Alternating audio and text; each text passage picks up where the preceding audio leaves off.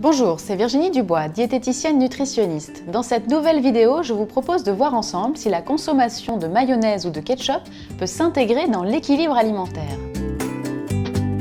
Voyons donc ensemble déjà de quoi sont composées ces deux sauces. Commençons par la mayonnaise.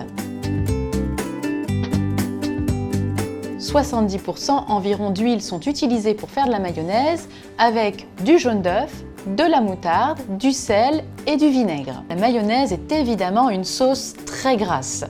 Une seule cuillère à soupe de mayonnaise vous apportera l'équivalent de 100 kcal. En revanche, étant composée d'huile végétale, ce sont de bonnes graisses que vous allez consommer, notamment si vous faites votre mayonnaise avec de l'huile d'olive ou de l'huile de colza, qui apporteront en l'occurrence des oméga 3. Donc la mayonnaise n'est absolument pas une sauce déséquilibrée, une sauce inintéressante. En revanche, si l'on veut consommer de la mayonnaise, il est préférable de réduire la consommation d'huile au même repas. Autrement dit, au lieu de mettre de l'huile pour la cuisson d'une viande par exemple, vous pourrez proposer éventuellement de temps en temps la consommation de mayonnaise. Par exemple, consommer un rôti de porc ou un rôti de bœuf cuit sans matière grasse en mettant à côté une cuillère à soupe de mayonnaise. Consommer de temps en temps aussi des œufs durs mayonnaise. Consommer des légumes comme de la macédoine avec une cuillère de mayonnaise pour remplacer la cuillère de vinaigrette.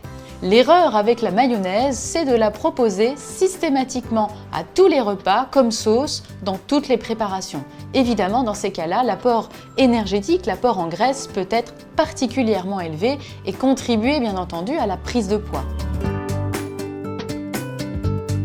En ce qui concerne le ketchup, en revanche, nous avons ici une sauce à base de tomates, de sucre, de sel et d'épices. Des épices qui peuvent être très variables d'ailleurs selon la recette. Le ketchup présente l'avantage dans ce cas-là de ne pas avoir du tout de matière grasse. En revanche, bien évidemment, c'est un produit qui peut être plus ou moins sucré. On estime aujourd'hui en moyenne qu'il y a 4 g de sucre par cuillère à soupe de ketchup.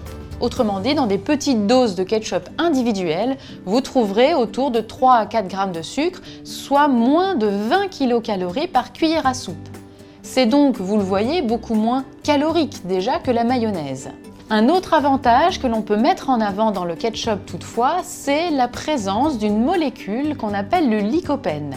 Une molécule antioxydante qui protège les cellules et qui a notamment fait ses preuves dans la protection contre le cancer de la prostate. Nous avons dans seulement une cuillère à soupe de ketchup la même quantité de lycopène que dans une tomate, tout en sachant qu'en plus, cette molécule est beaucoup mieux absorbée quand la tomate est cuite et en purée. Donc il y a réellement un avantage à consommer du ketchup.